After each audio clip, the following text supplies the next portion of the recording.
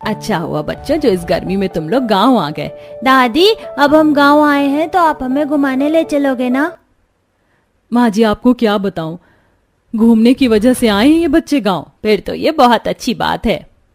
इतना बोल अमीर शांति अपने बहू बेटे पोता पोती को अंदर ले जाती है और एसी चलाकर पूरा परिवार एक साथ बैठकर बातें करता है। तो वहीं कुछ ही देर में शोभा के बहू बेटे भी अपने बच्चों के साथ आते हैं। दादी, पिछली बार जब हम गांव आए थे तो आपने हमें कहीं नहीं घुमाया, पर इस बार आप हमें अच्छी जगह घुमाना। माँ जी बच्चे आपको ऐसे ही परेशान करते रहेंगे, चलिए मैं खाना बनाने में आपकी मदद करवा देती हूँ, वैसे भी बच्चे थक गए हैं। इतना बोलकर शीतल और शोभा खाना बनाने के लिए चली जाती हैं और अगली सुबह बच्चे जल्दी से नहाकर तैयार हो जाते हैं और शीतल भी अपनी सास के साथ थोड़े से पराठे और एक बोतल में पानी और लस्सी पैक कर देती है, जिसे लेकर बच्चे घर के बाहर जाते हैं और देखते हैं कि उनके सामने वाला पड़ोसी पूरा परिवार बीच वाले कपड़े पहनकर, आंखों पर चश्मा लगाकर, हाथों में छाता और खाने का सामान लिए गाड़ी के पास खड़े हैं। अरे विकास भाई, अपने बेटे और पोता पोती के साथ कहाँ जा रहे हो? खेती करने? देखो हम तो चले आज समंदर के पास मजे करने। अरे विशाल नहीं भाई, मैं भी बच्चों को घुमाने ले जा रहा हूँ। बच्चे इतनी दूर से इस गर्मी की छुट्टी में गांव घूमने आए हैं। अजी आप भी ना किससे बात करने में लग गए, वो गरीब क्या ही कहीं गर्मी की छुट्टी में बच्चों को घुमाने ले जा पाएगा। विशाल अपने पूरे परिवार के साथ गाड़ी में बैठ जाता है और कुछ ही देर में वो लोग समंदर के पास पहुंचते हैं, जहां वो रेत पर चटाई बिछाते हैं और बड़ा सा छाता खोल देते हैं। पूरा परिवार उस छाते के नीचे बैठता है और निशा सबके लिए खाना लगाती है। बच्चों बहुत खेल लिया पानी से, अब यहाँ आकर थोड़ा छांव में बैठ जाओ और फ्रूट चाट और लस्सी पी लो, गर्मी बहुत है। जहां अमीर परिवार समंदर के पास बैठकर एंजॉय कर रहा था, महंगी महंगी चीजें खा रहा था, तो वहीं गरीब विकास और राहुल बच्चों को खेत घुमाता है। पापा, मैं तो थक गया, कितनी धूप हो रही है, मुझे नहीं घूमना और खेत, मुझे राजू पिंकी की तरह समुद्र के पास जाना है। बच्चों, समुद्र के पास जाना सही नहीं है, हम तुम्हें फिर कभी समंदर के पास ले चलेंगे। पर पापा, यहाँ बहुत धूप लग रही है, अब घर चलो, मैं थक गई हूँ। बच्चे धूप और गर्मी से इतना परेशान हो जाते हैं कि घर जाने की जिद करते हैं, जिसके बाद ना चाहते हुए भी राहुल और विकास बच्चों के साथ घर आते हैं और तभी विशाल भी अपने पूरे परिवार के साथ गाड़ी से आता है और उनके सामने गाड़ी रोककर पूरा परिवार गाड़ी से बाहर निकलता है और बच्चे हंसते खेलते बात करते हुए घर में जाते हैं। आज समुद्र के पास कितना मजा आया ना, हम फिर से कल समुद्र के पास जाएंगे और कल तो मैं अपने लिए स्विमिंग ट्यूब भी लेकर जाऊंगी। वो लोग समुद्र के किनारे से होकर आए हैं, कितने खुश लग रहे, कितना मजा किया होगा उन्होंने। इतना बोलकर गोलू और विधि नाराज होकर घर में चले जाते हैं। वहीं राजू और रिंकी भी हंसी खुशी अपने घर जाते हैं और ये सब देख शांति और विशाल गरीब विकास और राहुल से कहते हैं, अरे भाई, ये क्या तुमने मासूम बच्चों का दिल तोड़ दिया भाई। घुमाने ही ले गए थे तो कहीं दूर ले जाते। अरे कैसी बातें कर रहे हैं, उनके पास हमारी तरह गाड़ी पैसा नहीं जो इस गर्मी में कहीं दूर जा सके। इंसल्ट करके अमीर परिवार अंदर चला जाता है, पर विकास और राहुल को ये बात बुरी लगती है और वो सारी बात अपनी बीवियों को बताते हैं। आपने कुछ कहा क्यों नहीं, वो अमीर है तो क्या कुछ भी कहेंगे। सारी गलतियाँ आपकी है जी, क्या जरूरत थी इतनी धूप में बच्चों को खेत ले जाने की। आम के बगीचे में ले जाते, खेत के पास एक छोटा सा आम का बगीचा है, वहाँ बच्चे थोड़ी देर बैठ जाते तो उन्हें अच्छा लगता। हाँ पापा जी, मेरे बच्चों को तो वैसे भी बगीचा बहुत पसंद है, कल मैं उनके लिए लस्सी और आलू के पराठे बना दूंगी, उन्हें बहुत पसंद है। मैं तो कहता हूँ माँ, आप और शीतल भी चलना, ज्यादा मजा आएगा। एक बार फिर वो लोग बाहर जाने का प्लान करते हैं और इस बार पूरा परिवार सुबह जल्दी उठकर खाने में आलू का पराठा, अचार और लस्सी रखते हैं और पिकनिक मनाने के लिए घर से निकलते हैं। तभी अमीर परिवार की नजर उन पर पड़ती है और एक बार फिर वो उनकी गरीबी का मजाक उड़ाते हैं। अरे गरीबों का काफिला फिर से कहाँ चला, आज तो पूरा परिवार चल रहा है, कहीं दूर जाने का इरादा है क्या? और इस पोटली में क्या है?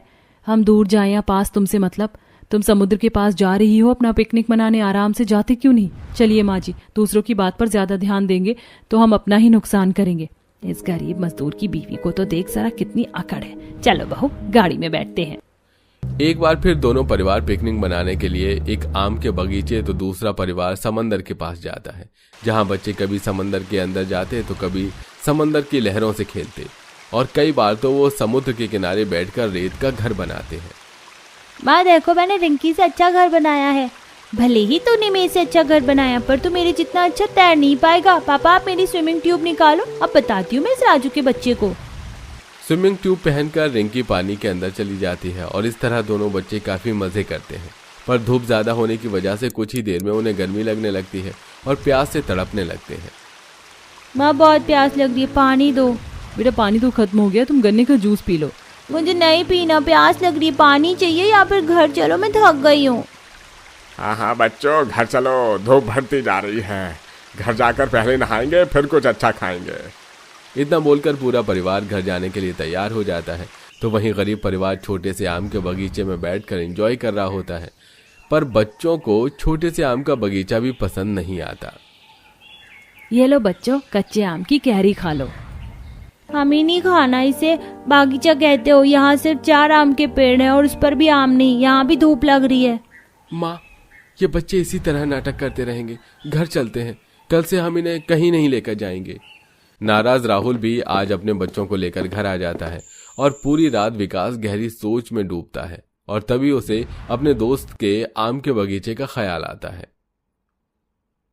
बच्चों, सुबह 5 बजे उठ जाना और तैयार भी हो जाना।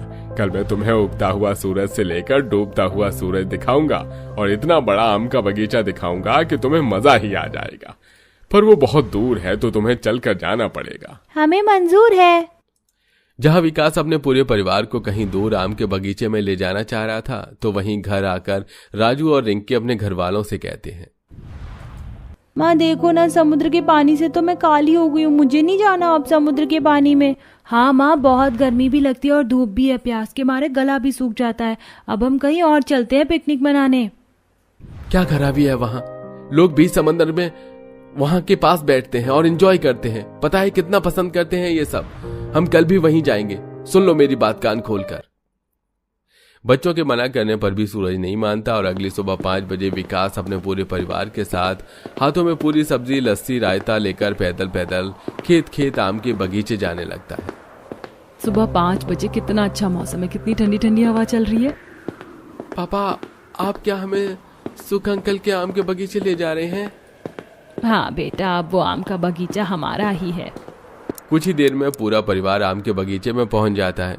आम का बगीचा काफी बड़ा था। वहां कुछ पेड़ों में पके आम थे तो कुछ पेड़ों में कच्चे आम। आम के बगीचे में पहुंचते ही बच्चों की नजर एक सुंदर से मोर पर पड़ती है।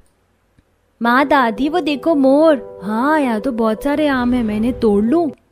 जहां दोनों बच्चे बगीचे में आकर काफी खुश थे, तो वहीं पूरा परिवार एक चादर जमीन पर बिछाकर बैठ जाता है।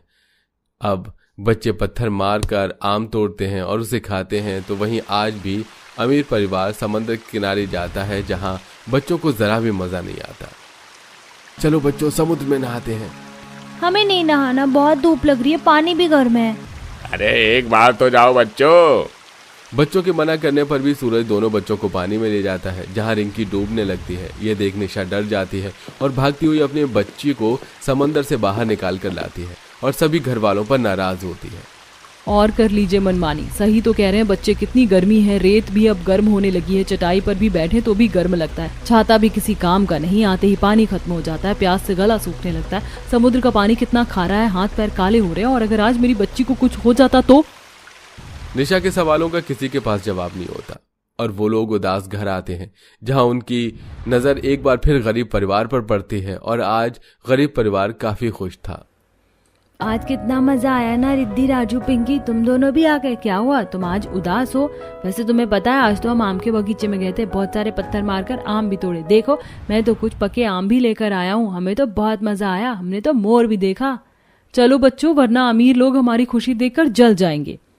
पापा, हमें भी अब आम के बगीचे में जाना है, हमें भी मोर देखना है। गोलू, रिद्धि, हमें भी कल अपने साथ ले चलोगे? हाँ हाँ बच्चों, तुम भी कल हमारे साथ चलना। विकास बच्चों की बात को मना नहीं कर पाता और अपने बच्चों की जिद पर अमीर परिवार को भी गरीब परिवार के साथ सुबह 5 बजे उठकर जाना पड़ता है। अब वे लोग जैसे ही आम के बगीचे में पहुंचते हैं, दोनों फैमिली एक साथ उगता हुआ सूरज देखते हैं।